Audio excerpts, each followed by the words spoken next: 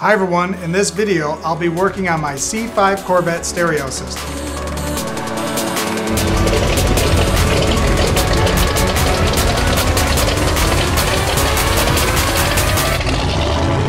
Hi everyone and welcome to the channel about building a kit car, Corvettes, and other car topics.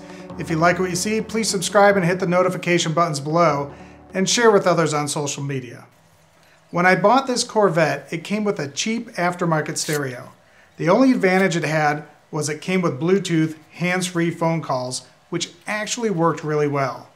I do like today's modern conveniences of Bluetooth and rear cameras and such, but the subwoofers were not working with this install. I did a lot of research and it seemed that the stock Bose systems use separate power amps for their woofers, and you need a special adapter to make this happen correctly.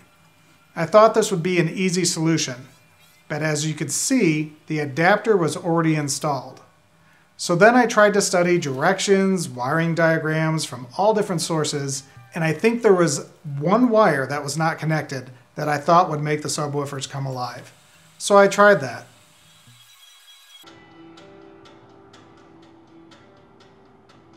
And as you could hear, it's still chintzy sound.